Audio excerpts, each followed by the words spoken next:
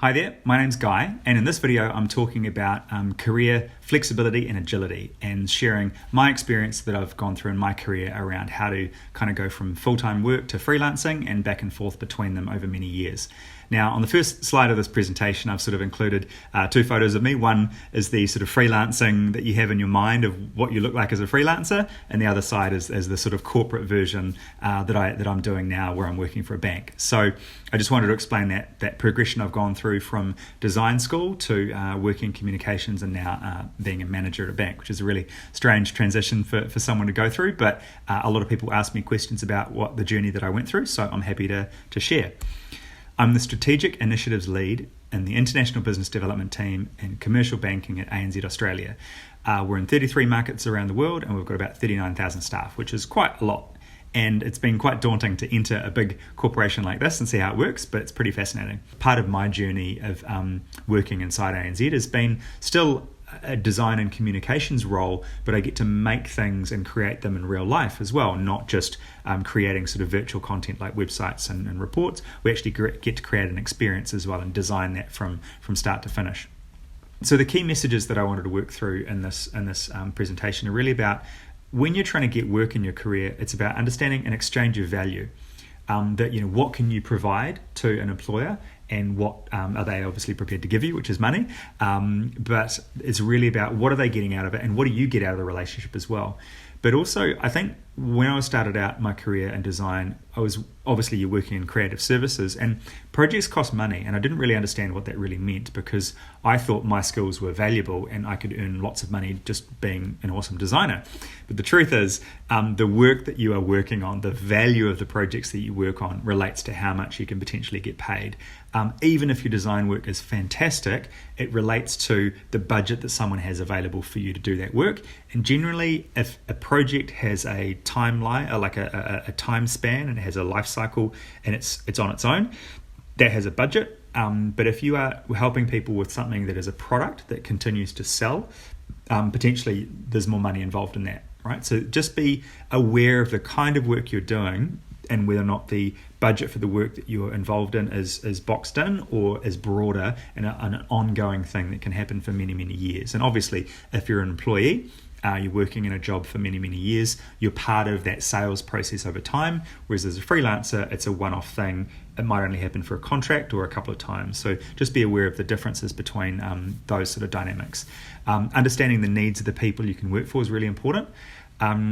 And creative people think that every idea they have is valuable, but you've got to understand what's your client want, what are they going to do with that idea, what are they going to do with that content, that value you provide, and make sure you understand how to improve your perceived value so it gives you a better chance of actually doing really well in a job interview.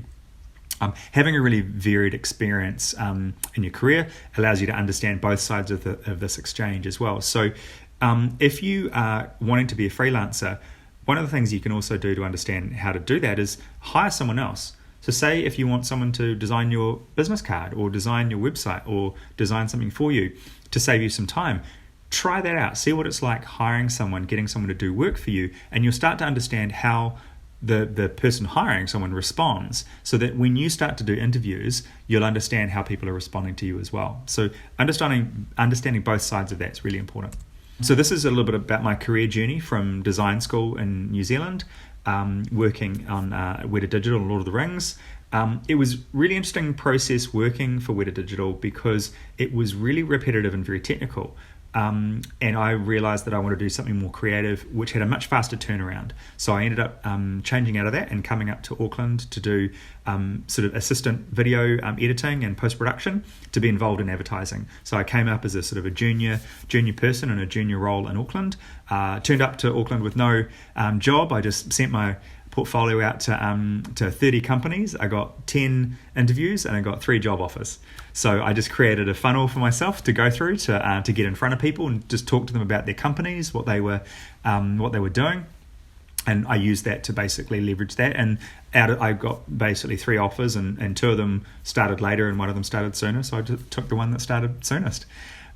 So then I went through that process of working in Auckland, and I moved over to London, ended up working with some people that I'd known from New Zealand who worked at the mill over there. Then I came back to New Zealand and worked for the same company October, but this time I came back as a senior designer. And then after that I went freelance as well. So during this entire process, there was ups and downs in the New Zealand economy, and we had this sort of global financial crisis. So I realized that if I wanted to be in creative services, there was going to be ups and downs in future. So maybe I should do a little bit of a change and maybe move into business. So I was freelancing at a university at the time and decided that I'd like to retrain and learn some more about business. And I thought, well, instead of paying to do an MBA or paying to do a postgraduate diploma, I could potentially go and work for a corporation. And luckily, there just happened to be a job that popped up at ANZ as a communications specialist. So I thought, I'll go give that a go. And it ended up being really enjoyable. I was really surprised at how nice everyone was inside a corporation. And really, really enjoyed it. And then there was an opportunity to move over to Australia inside the bank. There was a hiring freeze at the time. So over a year, I was able to develop a really good relationship with a lot of the people in Australia and convince them to give me a go. And so I was enthusiastic and kind of was really into what their team was doing with the international business side of things. I'd been to China. I'd been with the New Zealand team over to a delegation as the video guy. And on the back of that particular experience, I created a lot of content. I was very interested in what ANZ was doing and how we were supporting businesses to do business around the world. And then that was enough to get me inside the team in Australia. So I became part of the team. I was able to bring those skills about video and communications design with me, and then I could learn all about how we were doing these initiatives and all this content that we were producing and the different kinds of work that we were doing. So that was how I've kind of gone through using my transferable skills to go into a completely different environment. But some of those skills I'll still use on a regular basis. Now, I just wanted to talk about, I suppose, the type of work that you're doing. So full-time and freelance work obviously has pros and cons. A lot of people are really attracted to the regular income that you get and the job security that you get from full-time work and the fact that you have that consistent network that's part of that. But of course, now with the massive disruption that we've had from COVID, freelance work is probably going to be a lot more common. People are going to be doing shorter contracts. So what would have been a full-time role will get offered as a 6-month or a 12-month contract because they're not quite sure what the business is going to be doing in 12 months from now. So it's better to just put it into a smaller chunk. Now with freelance work or contracting, you can potentially get higher money per hour and you get some flexibility with your schedule and you get little breaks in between some of the contracts, but it is a regular income. You've got to do extra effort to do the networking to get to know people, and you've got to often train yourself if you need to learn some new software or some new skills, whereas when you work for a company, often that training is included as well. But we can't be choosy right now because it's a really, really tricky situation and every organization's under pressure. So we've got to be really aware of what's the value that you can provide, how can you deploy that, and how can you work with different people to enhance that and make people feel more confident about your ability to deliver this value as opposed to someone else, so they can continue to engage with you and potentially hire you over someone else. So over my whole career, I've had a mixture of both the full-time and the freelance work, which allows me to kind of pivot and change if I want to. It gives me lots of new challenges and a really broad network. You want to make them really confident about what your goals are and what your needs are and what your expectations are, so you're on the same page, right? You are actually going into a relationship when you're going into a job interview. You want to be accepted, you want to be validated, you want to have an agreement about what the expectations are. So make sure you're communicating clearly about what you want and what you're prepared to do, and then you'll literally be on the same page. So I suppose one of the points to make is around freelancing as a lifestyle versus freelancing as a business. You can start out just doing freelance work for people and you can send invoices and you can pay withholding tax in the particular country that you live in. But the important thing to think about for that is that if you go through the extra steps of setting up and registering a business, you can claim a whole bunch of expenses through that process, but it also teaches you about the financial discipline around sort of banking, accounting, and the sales and promotion aspect of actually selling yourself as a business, as a brand, and those skills you can transfer to other things as well.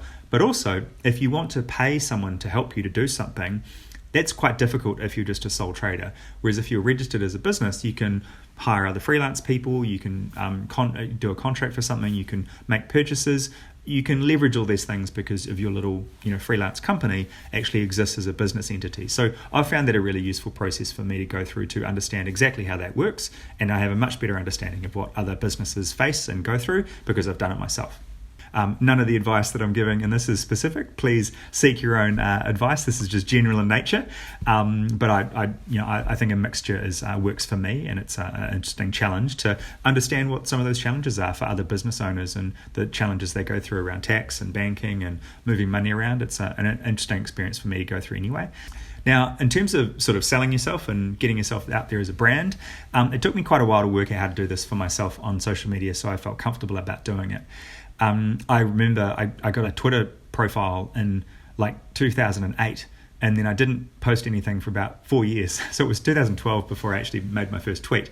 And I remember the thing that helped me the most was to really just, I remember seeing an article that just said, keep a few topics, just write 4 or 5 topics that you want to stick to, and you probably already know what these are because they're open on your browser tabs already, right? So have a look at the stuff that you're looking at on a regular basis, the things you follow, the things you like. Just talk about those things, and you can change this list over time, but that's the list that I found that I was interested, that I was reading a lot about, and so it would make sense. I could just share articles that I found. I could share a video that I was watching. I'd be halfway through reading an article and I'd just post and share it. So I almost used Twitter as a bookmarking system, where it's like, oh geez, this is a really good article, I should come back and read this later. I just tweet about it, and then I could actually have that ongoing list of stuff that I thought was really relevant.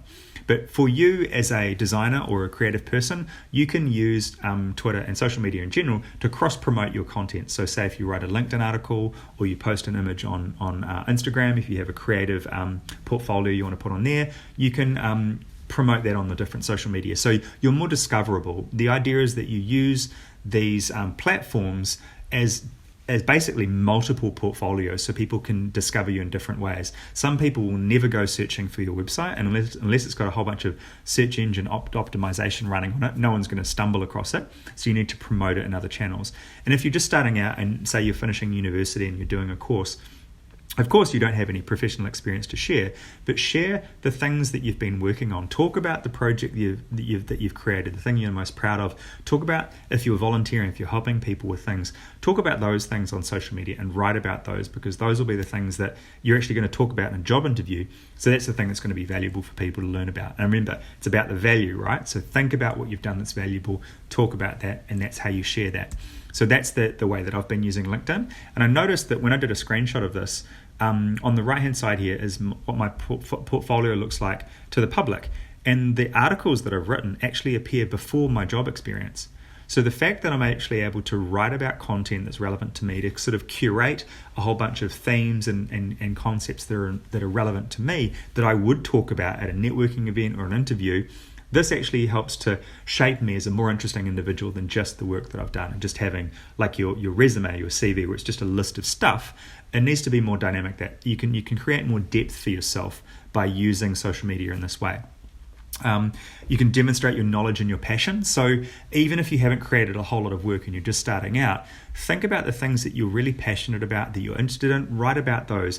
Pull a whole bunch of resources together, your favorite designers, some videos that you've been watching online talking about a particular theme, animation resources, whatever it is that you're using, that you like, that you think, oh, this is great. Share it with other people, because as soon as you've discovered something that you think is really good, that's got value. If you share that with more people, you yourself become more valuable, because you're actually part of that value exchange. And that's just what business is in general. People exchanging value in different ways, because I don't have enough time to do this thing, so I'm going to get you to help me. If you don't have time to do something, I might help you to do something. It's just that exchange back and forth in a community, basically. And because LinkedIn is really smart, the content it will show you will continue to improve based on what you're putting into it as well. So when you look at LinkedIn now, if you don't really have a very deep profile and you haven't got many contacts, it looks probably quite boring, but trust me, the more that you contact people, the more that you connect with people, and the more content you put on there, it becomes this fully customized system that shows you exactly what you actually need to know. And now when I go on, I can almost not go on LinkedIn now and look at the news feed, because there is so much value there. Everyone that I know in the industry is posting about things. I have to go through and like and comment on everything. I'm going to lose a couple of hours if I even check it. So I really have to box that into like a networking afternoon if I'm ever going to look at social media, because it gets so deep and it gets so busy. It really is like going to a networking event and having these conversations where people are talking about their work. And I know these people, I've met them before at different events, we've worked together on different projects, And as soon as I see what they're working on, I get really excited and I want to interact with them. I want to hear about more of that sort of stuff. So it's a fantastic opportunity, but it can be a big time suck. But just realize that when you're starting out and you're trying to get yourself out there, you want to be as visible as those people in those networking environments. So that's exactly what LinkedIn gives you the opportunity to do. The other side of this is doing, obviously, a portfolio website, which is pretty traditional if you're a designer or you're an animator.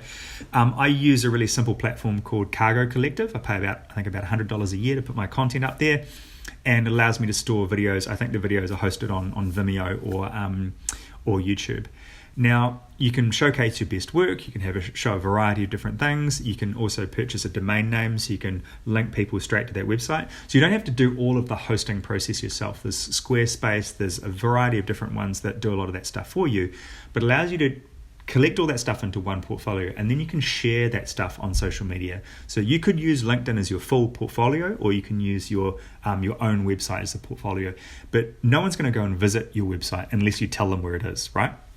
It's got to be printed on your business card, it's got to be on your LinkedIn, it's got to be on your Twitter, it's going to be on an email, all these different ways that you have of being discovered and communicating with people. That's what you need to make sure that you can use, so that you have this nice little cycle where people can discover you at different points of time. Also, if you have a project on there that's a website or a video from a while ago, well, basically that's functional right now, you need to make sure that at some point you do a screen capture or capture a video of what that thing looks like, because you can't trust that their website is going to be live forever.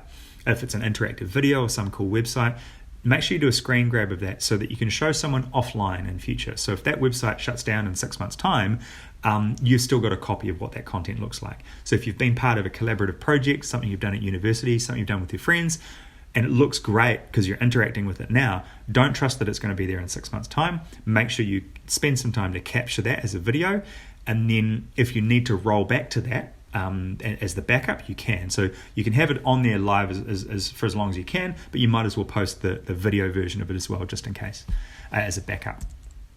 So when you actually go out to the market, so now you've got all this portfolio, you've got everything sorted. This is the process that I go through when I go out to the market, when I've been looking for jobs at different points in my career. So even if I was already working for a company, or I'd stopped working and I had a little bit of a break before going into the new sort of transition. For example, when I moved to London, I didn't have a job, and when I moved back to New Zealand, I didn't have a job. So I had this process of retuning and rebooting my portfolio, which included the business card, the website, the LinkedIn, all the social media stuff, getting that all nicely ready to go, all packaged up, looking great, and then going through the interview process. Now, you want to be reaching out to people that you'd like to talk to, talking to people about, hey, can I come just talk to you about your business? Can I meet you? I'd love to understand more about what you guys do. Show your passion, show your enthusiasm to talk to them, and people will, you say, just go buy them a cup of coffee or something. People will be open to that.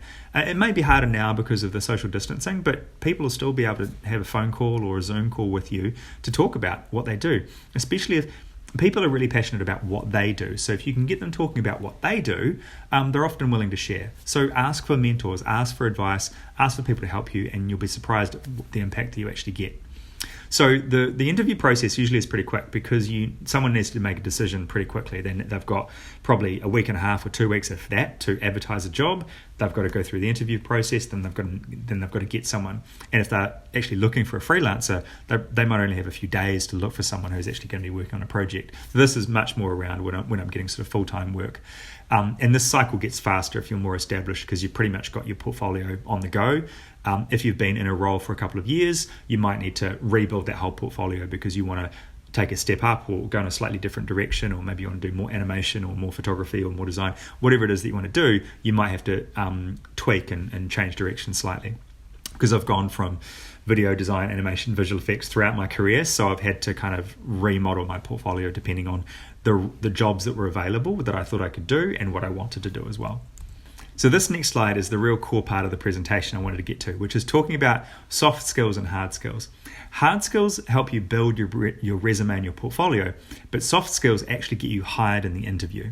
So when you're at design school, when you're at media studies, whatever, you'll be doing graphic design, typography, animation, video editing, 3D modeling. You're doing all these courses, learning about these technical craft skills to build work and do stuff. Your creative brain is part of that process because you're coming up with ideas, but usually you're just answering a brief because there's a brief for the particular project you're working in, and you just get it out the door and you get it done.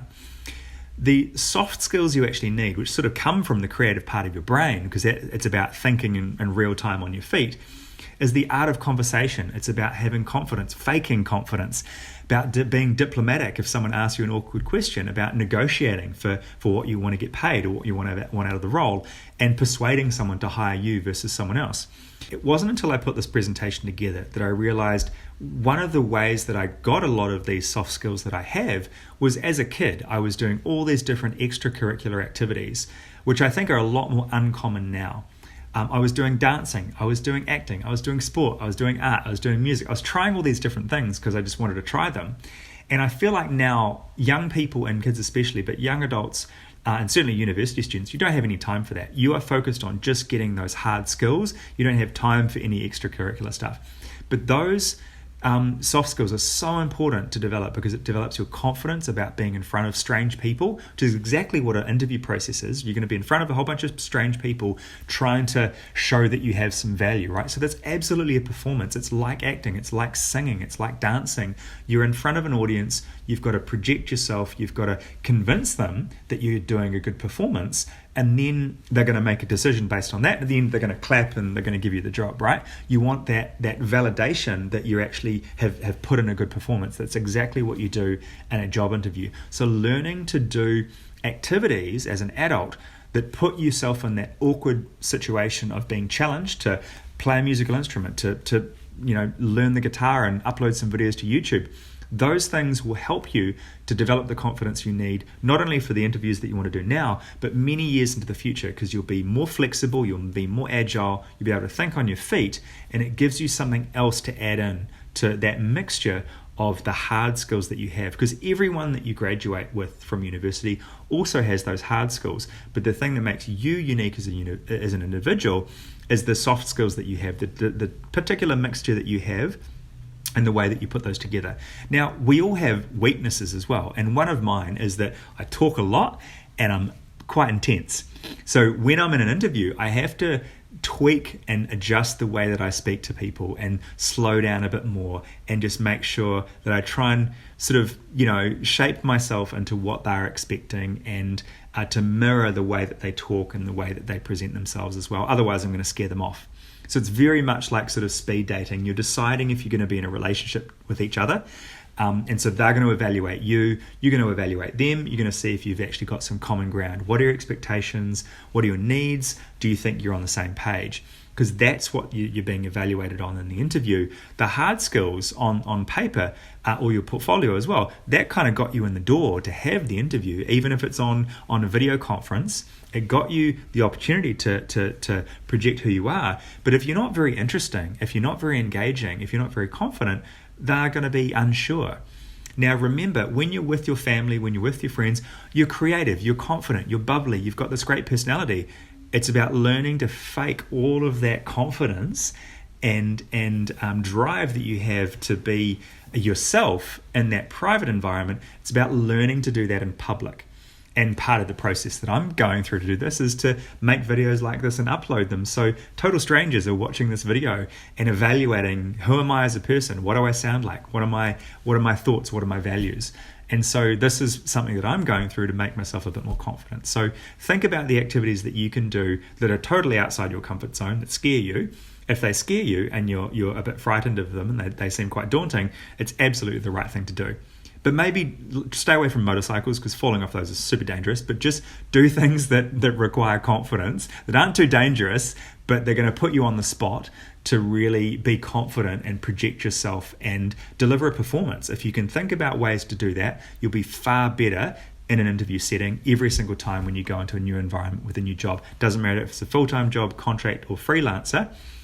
Convincing that hiring manager, that person, that you're a great personality to work with and you can bring all this other stuff with you, that's what you want to give. Because when that hiring manager is evaluating 12 or 15 different people they talk to, it's overwhelming and you just you get lost in the process. And the final part of this puzzle is the fact that people will not remember what you said, but they'll remember how you made them feel. When we evaluate people and we make decisions about hiring, we use the animal instinctive part of our brain to really make those final decisions.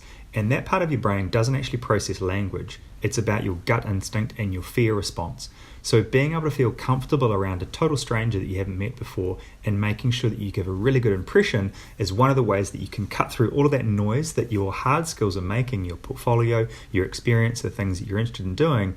The empathetic emotional response that you get from a person is how you feel comfortable around them, and that's how you feel around people who trust you, your family members, your friends. You're part of that tribal kind of closeness where we trust each other, and you have to learn how to be able to fake part of that, but also really just convince people that you are someone who is trustworthy, that you can get on with really well. The same way that I'm trying to be really engaging with you, I'm talking to a camera in my room. There isn't a person here, but I have to make sure I can be engaging in the same way that I'd talk to a complete stranger, no matter where they're from, what their experience is like.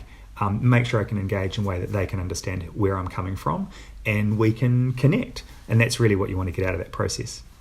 So the next part is really that transition about understanding the client needs. So when you're working with as a freelancer, you'll most often be working for producers and project managers. So you really need to understand what their motivations are. Are they delegating this project to you because they don't have time to do it themselves? Are you replacing a skill that they have, or are you trying to do something that they don't know how to do? So understanding where they're coming from a capability point of view will help you to negotiate and work out the quality that they need, the costs that might be involved beyond just the piece that you're working on. The feedback and revision process you're going to go through. Is this going to be a regular job or a one-off job? What happens if the project gets cut halfway through and it gets cancelled? Do you still get paid? Do you need a contract in place? Is it 1 week's work? Is it 6 months' work? Working through all this process requires obviously negotiation and understanding what's going on, and it takes you a while. And also, when you start this sort of freelance discussion, you want to understand, does this person you're talking to give you more reach into that organization? Is it an advertising agency, a corporation? Will you have just one point of contact, or do you have the ability to work with different producers on different projects, one after the other, or simultaneously? So that's something to understand as you start to approach different kinds of people who can hire you for different reasons. Now, the other side of the slide is talking about the triangle that you're going to get stuck in for your entire creative career, which is good, fast, and cheap. You're allowed to pick two of them, or rather the client can pick two of them. If they want it to be good and fast, it's not going to be cheap. If they want it to be good and cheap, it's not going to be fast. If they want it to be cheap and fast, it's not going to be good. So that's the struggle you've always got. As a designer, you want it to be really good, but the client is going to run out of money and time if you get it to that level. So you've got to find that balance between where your expectations are around quality, around time, and what they want that to be delivered in, and what the costs are as well.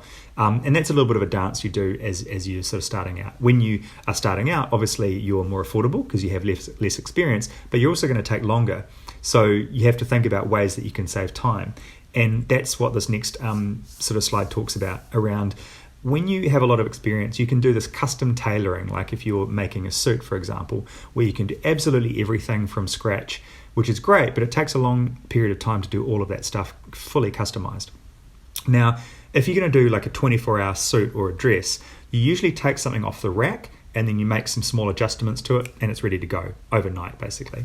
So one of the ways you do that in terms of design and content creation is by using stock footage elements, stock design, content, photography, video. You can outsource the design process. There's lots of websites online where people will design different components for you, like a logo, or you can get a whole bunch of people to collaborate and give you logo ideas back. You have to pay for all of these, but of course you're paying because it's going to save you some time.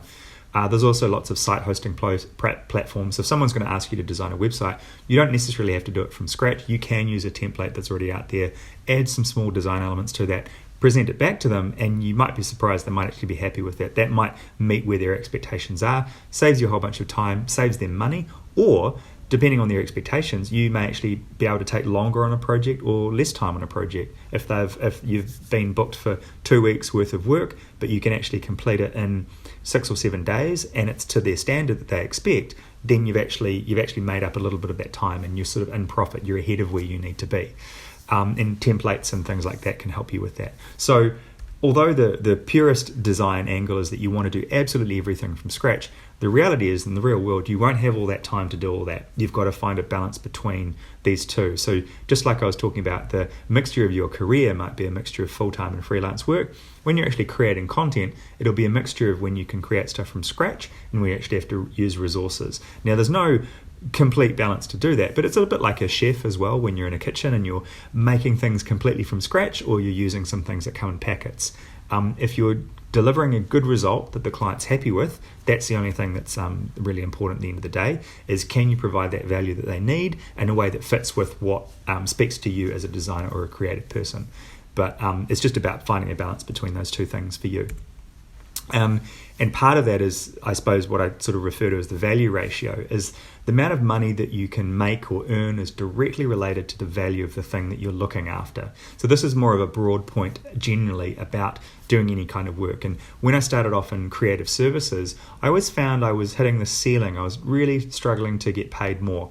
And one of the reasons because of that is I was sort of in the middle of the pack as a designer. I wasn't this amazing award-winning designer. I liked to do video, editing, design, animation, 3D, photography, visual effects. I was doing a lot of different stuff. So I was very much a generalist rather than a specialist designer. So I wasn't winning amazing awards and getting all this recognition as a designer. So I wasn't able to charge really, really high value. But it meant that because I had all these generalist skills, I was never short of work. I could always pivot in a completely different kind of role, and I always had work coming in. I was never sort of unemployed for my entire career. I've always been able to make some money and pay my rent. And part of the reason I got all these generalist skills is so that I wouldn't have to worry about a job, because I could always find some way to add some value because I had a wide range of skills. So you've got to think about those skill sets that you want, but you've also got to think about, is the thing you're working on quite valuable? If it is, the ability for you to earn money is probably going to be higher. So you think of everything in the world that requires planning or designing, building, promotion, sales, management, or repairs. If that thing you're looking after is very, very expensive, the ability to earn a lot of money per hour is going to be quite high on that particular thing. If you're trying to fix the space shuttle for 2 hours, you're probably going to get paid quite a lot of money. So think about that when you're approaching people with your skill set. How expensive is the thing that they are working on, that they're looking after? That's going to relate to how much money you can earn. So, and I think when you're starting out in your career, you want to do a lot of different things that are really challenging and interesting. But don't lose sight of the fact that there is some economics involved in the projects you work on and how much you can get paid per hour. And you may find there's actually some slightly different industries or things that you can move into where you can apply the skills that you have in a way that you didn't expect and actually do similar kinds of work and perhaps get more regular work and actually get a better income. So just experiment and think about being a little bit broader with the kinds of companies you want to work with and the kinds of work you want to do, and you might be surprised about what's actually out there. Navigating a corporate structure for me was a real shock, because corporate people who have been trained in business and finance and accounting don't think like creative people who've done sort of design and animation photography. We come at problems from completely different points of view. So I really had to struggle to learn how people were thinking and talking to sort of catch up to where they were. And that took me a bit of time to do. And also the discipline around kind of working style and punctuality and all these really important things which creative people aren't always really strong on, but people who are very organized and very business minded tend to prioritize. So I find creativity and idea generation very easy, but a lot of people in corporates don't, because they're not taking risks and coming up with new ways to do things. They're really more process driven. So that was an interesting thing for me to learn more about, and that's certainly what I've gained from working in a corporation. But the cool part about this is that a lot of people who will hire you as a freelancer or hire you as a full-time person, and if they're in the mid-levels of a corporation because they're hiring managers, they don't necessarily understand every single aspect of the whole corporation. So you don't need to either. They've got a really broad knowledge, but you can gain a lot of the knowledge of this knowledge yourself by actually going and downloading the annual report from a corporation. Now, if you're watching this video, you know of all these large companies in the world, Tesla, Facebook, YouTube, Google, everyone. You know who those companies are, but have you ever actually read their annual report? You can download it on their corporate investor page. They have to, by law, and because of regulations, they have to let the share market know what they're doing all the time. So if you go and read through Facebook's annual report or YouTube's investor statements, you'll be able to find everything about what they do, how much money they earn, all the different ways the company is divided up into different segments, how much those different segments make, how much they cost. You can actually find all that information yourself. Now, just because you haven't studied business or accounting doesn't mean that information isn't relevant to you or isn't easy to understand, because it's written in a way that most people can understand it. That's the whole point. Anyone can buy shares in these big companies on the share market, so it has to be in language that's easy to understand. So for these very large companies, these corporations which are listed on the stock exchange, not just in America, in lots of different countries, you can find out all this information about those companies through their investor web pages. And you can teach yourself a lot about corporations by reading through those reports.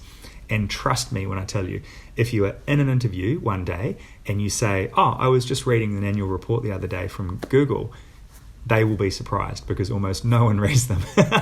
So you have an edge by going out and finding this information. You can make yourself unique. You can make yourself more memorable. Even if you're not going to work for a corporation, when you're working in advertising or journalism or media, those companies will be impacted and influenced by these very, very large corporations that work in the wider world. So having a good understanding of how they function and what they do and how that affects maybe a small project that you might be contracted on doing, that's really important. For example, if you're going to be doing some promotional content or create some work that's going to be searchable on Google AdWords, having an understanding about how that works and what does that money process do when people are promoting on Facebook or Instagram on Google, how does that financial process work and how is that connected to the work that you do? And that might just be creative or writing or media, content creation. How's that connected to this bigger picture of stuff that goes on? And that's relevant for small studios right the way up to large corporations, because you're only ever going to be working with a small team on a particular project that's part of a much larger whole. And no one's going to teach you that. Even when you enter a corporation, you're going to have to learn it all yourself and teach yourself and read through the intranet and read these annual reports and white papers and stuff, and you'll find out all the information about the company. But it's not offered to you on a silver platter. You have to go and get it yourself and educate yourself on the areas of the industries that you're actually interested in. And in fact, beyond that, you should go and learn about some areas that you're not interested in, because then you'll actually be surprised about those as well. Go learn something about mining or insurance or green energy or healthcare or eye surgery. You can learn all these different areas which make you a far more interesting person to talk to when you're in an interview, but not just in an interview. When you're talking to people at a networking event or when you're collaborating on a project, you'll have different ideas to bring to the table. And so by going out and learning and finding some new information in areas you haven't really been before, you might be able to bring something new to the table. And that gives you a higher perceived value because you're bringing something new that people haven't heard of before. So that's really, really powerful. So that's one of the ways that I do that. And also you can leverage LinkedIn to understand the structure of a company. So the way that people report to each other, the organizational chart, I suppose, of how a company is structured. And you'll find that similar companies have to do that in a similar way. They have a similar management structures for directors and general managers, and then teams and people managers, and then specialists who actually do the work. They're all sort of arranged in very similar layers in those corporate structures. And if that doesn't appeal to you, then you'll still be freelancing and doing other kinds of work. But at some point, you'll probably do work that is for a corporation. So understanding more about them will help you in the long run as well. The final point I wanted to make was about enthusiasm. Enthusiasm has landed me more work than anything on my portfolio or my resume. And it's for a simple reason. A hiring manager, even if it's a producer or anyone else, is looking to fill a slot, it's like a battery slot, and they're looking for like a 9-volt battery, and this is the budget they've got, this is the requirement, and they just want to shove it in that slot, and don't have to worry about it anymore, and they can move on and keep doing other work, right? It's a really disruptive thing to have to look for a missing battery. I've got to go and find this person.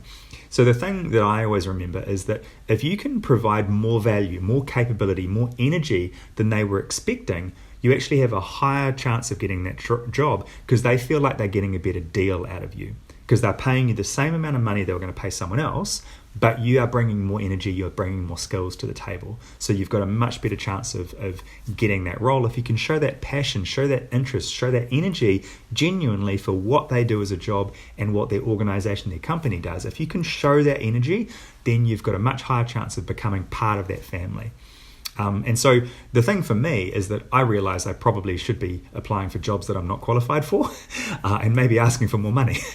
I'm not very good at the negotiation part, is that if you can back yourself, if you can convince people that you've got value to offer, if you convince people that you can learn and that you can adapt to a new environment, they'll give you a shot, because it takes time to get up to speed and adapt to a new environment and actually provide value into that new job. And a hiring manager is going to expect that. They know that you just can't hit the ground running overnight. If you're in a really highly specialized role, they need you to be able to hit the ground running as fast as possible. But if you're in a specialist role and you're not managing other people, you're just kind of going to slot in to a role and do some work, you've got a lot of opportunities to do all kinds of different work across lots of different industries. As long as you can convince people that you can provide some value and help them, that's the key thing. And then once you actually have the role, you work out how to do it. You spend the first few weeks getting your head around everything anyway. So even if you had no idea what you were doing, you'd be able to work it out, just like a new project that you attack on a regular basis anyway. Every job is just like a new project. Wrap your head around it and go and do it. So there you go. That's the key messages that I want to sort of communicate to you, that getting work is about that exchange of value. Projects cost money. So when you are relating to someone about being a staff member or being a freelancer, the work that you do is going to cost the company money. So you have to bring value with you. If you're working with companies who produce products and sell them, those products are going to make money, so you've got a much better chance of earning a lot of money in those kinds of environments. But there's margins and considerations there as well. But if you're working on a project that has a finite budget and isn't anything to do with selling an actual product, just remember that the dynamics of doing that kind of business are quite different. So just think about the needs of the people that you're working for, what their requirements are and what their deliverables are. What are they actually trying to achieve out of doing this work, and how do you contribute? Are you going to make them more money, or are you just going to cost them some money? So think about that when you talk to people. Remember that every idea that you have, you think is valuable, but that has nothing to do with the people who are hiring you. You've got to bring other kinds of value with you, not just your ideas and not just your creative work, all this other kind of broader value that you can bring into a conversation, into a relationship that makes you a more interesting, multifaceted person on a personal level. But also as a person that they can work with and hire, it makes them a lot more excited to work with you. So that's how you help to improve that perceived value of you as a person with all those soft skills, but also that branding and that social media presence is really important as well. Keep it really professional. Don't confuse the personal stuff.